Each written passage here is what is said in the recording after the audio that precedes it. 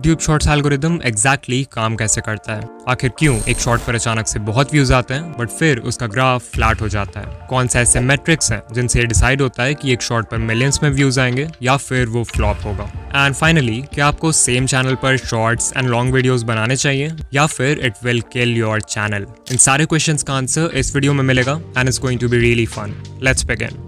So we know कि बड़े YouTubers के शॉर्ट्स पर व्यूज आते रहते हैं और आते ही रहते हैं, बट आपके केस में शॉर्ट अपलोड करते ही पहले तो 100 या इवन हजारों व्यूज आते हैं, बट देन व्यूज का ग्राफ कंप्लीटली फ्लैट हो जाता है। चलो समझते हैं कि ऐसा क्यों होता है। तो अभी से 1 साल पहले कॉलिन एंड समीर ने एक इंटरव्यू अपलोड किया था Todd Sherman and Rene Ritchie के साथ। अगर आप नहीं जानते तो ये दोनों ही यूट्यूब के ऑफिशियल एम्प्लॉइज हैं एंड टॉड तो स्पेशली यूट्यूब शॉर्ट्स के प्रोडक्ट लीड हैं, विच ऑब्वियसली मीन्स कि वो हमें शॉर्ट्स एल्गोरिदम के बारे में बहुत कुछ बता सकते हैं। इंटरव्यू के एक पार्ट में उन्होंने बताया कि आप जैसे ही एक शॉर्ट अपलोड करते हो तो एल्गोरिदम आपके शॉर्ट के लिए एक रैंडम सीड ऑडियंस फाइंड करता है। ये सीड ऑडियंस बेसिकली एक स्मॉल ग्रुप ऑफ व्यूअर्स होते हैं जिनके साथ एल्गोरिदम आपके शॉर्ट को टेस्ट करना चाहता है, बिकॉज उसे आपके चैनल और उसके कंटेंट के बारे में अभी ज्यादा कुछ नहीं पता है। यहाँ पे रैंडम वर्ड इंपॉर्टेंट है बिकॉज हो सकता है कि वो सीड ऑडियंस आपकी टारगेट ऑडियंस हो ही ना। इन व्यूअर्स को यूट्यूब रैंडमली सिलेक्ट करता है आपके शॉर्ट को टेस्ट करने के लिए। सो मान लो वो सीड ऑडियंस आपके शॉर्ट के साथ अच्छे से एंगेज नहीं करती है तो कुछ देर बाद यूट्यूब आपके व्यूज को फ्लैटलाइन कर देगा, मतलब फिर ना के बराबर व्यूज आएंगे उस पर, और जो थोड़े बहुत व्यूज आएंगे वो मोस्टली दूसरे ट्रैफिक सोर्सेस के होंगे।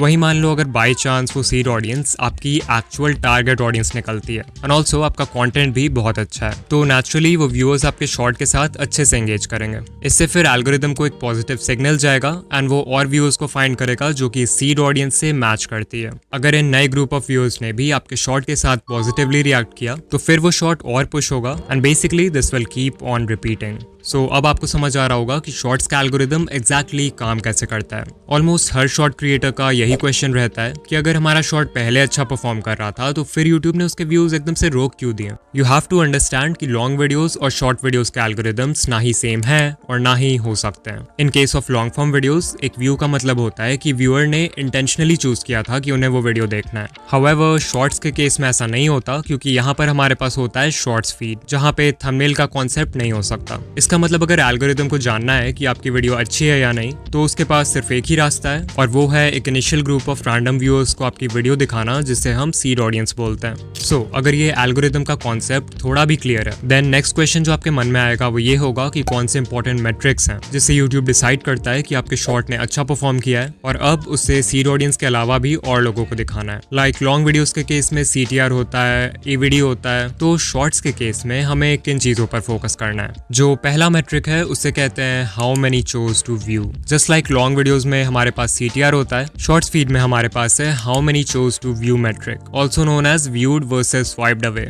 ये आपको बताएगा कि कितने परसेंटेज ऑफ व्यूअर्स आपके शॉर्ट को देखने के लिए रुके और कितनों ने देखने से पहले ही उसे स्वाइप कर दिया। जितने परसेंटेज ऑफ व्यूअर्स शॉर्ट देखने के लिए रुकेंगे ऑफ कोर्स सिर्फ उनके ही व्यूज काउंट होंगे। यहाँ पर शायद आपके मन में ये भी क्वेश्चन आए कि एक व्यूअर को शॉर्ट कितने सेकंड्स तक देखना होगा जिससे एक व्यू काउंट हो। तो ये क्वेश्चन कॉलिन ने भी इंटरव्यू में पूछा था जिसके रिप्लाई में टॉड ने कहा कि यूट्यूब ने आज तक पब्लिकली कभी नहीं बताया है कि what counts as a view. So वो एग्जैक्टली तो नहीं बता सकते, बट हाँ जो एल्गोरिदम है वो इंटेंशनैलिटी मेजर करने की कोशिश करता है, यानी कि अगर उसे लगता है कि व्यूअर इंटेंशनली रुका है वीडियो देखने के लिए तभी जाकर वो उस व्यू को रजिस्टर करेगा, अदरवाइज डिस्कार्ड कर देगा। फिर नेक्स्ट क्वेश्चन है कि ये viewed versus swiped away percentage कितना होना चाहिए। तो आप लोग पैडी गैलोवे को जानते होंगे, he is a YouTube strategist and ये बहुत सारे बड़े क्रिएटर्स के साथ काम कर चुके हैं इंक्लूडिंग मिस्टर बीस्ट। तो पिछले साल पैडी और उनकी टीम ने एक स्टडी कंडक्ट किया था जहां उन्होंने 5000 से ज्यादा शॉर्ट्स को स्टडी किया across 33 YouTube channels in different niches. According to his study shorts जिनका व्यूड परसेंटेज 60% और उससे कम था उन शॉर्ट्स ने उतना अच्छा परफॉर्म नहीं किया।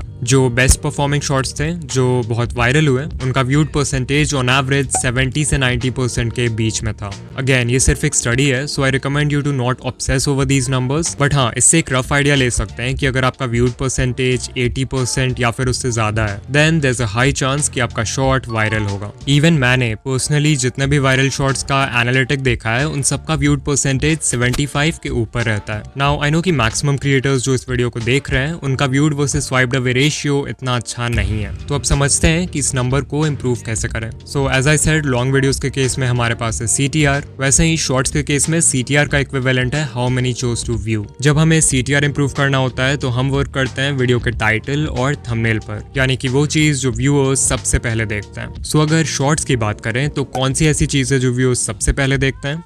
यूर राइट, उसके पहले 3 सेकंड्स। सो ये कहना गलत नहीं होगा कि आपके शॉर्ट के स्टार्ट के कुछ सेकंड्स यानी कि उसका हुक वही रोल प्ले करता है जो लॉन्ग वीडियोस के केस में टाइटल एंड थंबनेल का है। अब लॉन्ग वीडियो में तो हमारे पास 30 सेकंड्स होते हैं व्यूअर को हुक करने के लिए, शॉर्ट्स में हमारे पास है सिर्फ 3 seconds and this is why in दोनों फॉर्मेट्स में हुक क्रिएट करना is very different. But even though long form and shorts need different types of hooks, दोनों का फाउंडेशन सेम है एंड दैट इज कि आपको व्यूअर्स के माइंड में क्यूरियोसिटी स्पार्क करना है इन सम फॉर्म। ये क्यूरियोसिटी आप बहुत चीजों से क्रिएट कर सकते हो। For example, depending on the type of video you are creating, आप अपने हुक में कुछ लाइंस बोल सकते हो जिससे कोई भी व्यूअर जो माइंडलेसली स्क्रॉल किए जा रहा है वो इमीडिएटली रुक जाएगा। जैसे कि आप शॉर्ट के स्टार्ट में बोल सकते हो एक्स स्टॉप स्क्रॉलिंग। ये एक बहुत ही पॉपुलर हुक है जहां पर X is your target audience. Like मेरे चैनल की टारगेट ऑडियंस है यूट्यूबर्स, सो अगर मैं किसी भी टॉपिक पर शॉर्ट बना रहा हूँ तो उसके स्टार्ट में I can say YouTubers stop scrolling and ये एक बहुत ही अच्छे हुक का काम करेगा। फिर एक और लाइन है, आई एम श्योर आप ABC के बारे में नहीं जानते। यहाँ ABC को सिंपली उस चीज से रिप्लेस कर दो जिसके बारे में आपकी वीडियो है। एग्जाम्पल, आई एम श्योर आप इस यूट्यूब सेटिंग के बारे में नहीं जानते। आई एम श्योर आप इस रेसिपी के बारे में नहीं जानते।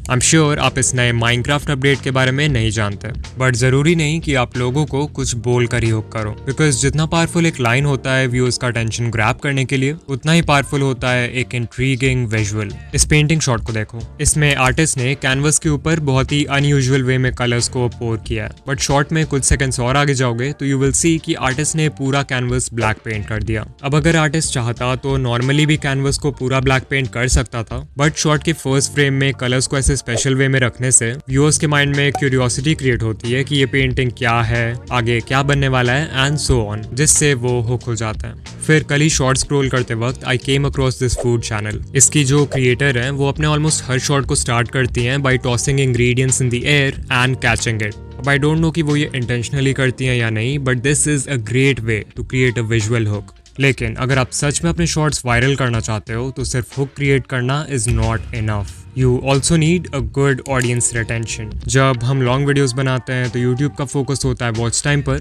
बिकॉज एल्गोरिदम चाहता है कि आपका कंटेंट ज़्यादा से ज़्यादा टाइम के लिए व्यूअर को प्लेटफॉर्म पर बनाए रखे। That's why अगर कोई वीडियो मान लो 1 घंटे की है और एक एवरेज व्यूअर उसे सिर्फ 15 मिनट्स के लिए देख रहा है, तो भले ही उसका रिटेंशन बुरा है, एल्गोरिदम उस वीडियो को बहुत प्रमोट करेगा बिकॉज वो व्यूअर्स को 15 मिनट्स के लिए यूट्यूब पर बनाए रखता है। लेकिन शॉर्ट्स के केस में इट्स डिफरेंट। यहाँ पर यूट्यूब को AVD से उतना मतलब नहीं है। Instead, the algorithm looks at audience retention. यहाँ पर अगर audience retention 25% है तो काम नहीं चलने वाला। जो बेस्ट परफॉर्मिंग शॉर्ट्स होते हैं उनका रिटेंशन 90-100% के बिल्कुल क्लोज होता है, या फिर उससे भी ज्यादा होता है अगर व्यूअर्स शॉर्ट को दोबारा देखते हैं। लेकिन ऐसा भी नहीं है कि शॉर्ट्स एल्गोरिदम को AVD से बिल्कुल ही फर्क नहीं पड़ता। पैडी गैलोवे की स्टडी के अकॉर्डिंग जिन शॉर्ट्स का AVD ज्यादा था उन्होंने ज्यादा अच्छा परफॉर्म किया as compared to others with lower AVD। तो इस बात को याद रखना अगर आप सोच रहे हो कि 5 सेकंड्स के शॉर्ट्स बनाकर 100% रिटेंशन ले आओगे और वायरल हो जाओगे। आई एम श्योर इतना सब कुछ सुनने के बाद आप कंफ्यूज हो गए हो कि शॉर्ट्स के लिए बेस्ट लेंथ क्या है।